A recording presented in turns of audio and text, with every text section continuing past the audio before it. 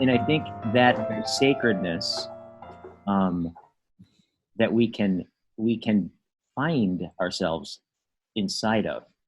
Um, that there's something for me about the sense in which, and this is speaking to this implicit thing that's going on that it almost requires us not to be aware of it, and then find ourselves in it, having it already had begun. It's like kind of like, all the many times I was like doing mushrooms with my friends all night long, and then at some point somebody looks over and said, "Hey, look, the dawn."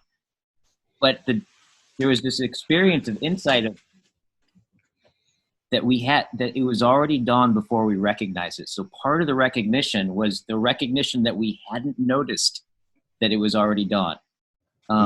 That sense of that sense of something as we're dialoguing, this necessary concealment of that horizon is peeking up. And then there's that moment of already, right, of alreadiness that reveals the ground that we were standing on. This kind of sense that the ground and the horizon, there's this kind of moment of reveal, unreveal, that is that seems characteristic or can be disclosed, that we then, I think, call something like sacred.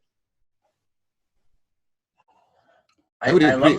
Go ahead, Chris. Go ahead. Sorry, I love the use of the word dawning, Guy. I think because it evokes the sort of the illuminating metaphor, but also the coming into being, that something comes into being by realization, and that our realization of the presence is also its coming into being, that the two are coupled. And dawning is such a beautiful term because it speaks both of those together.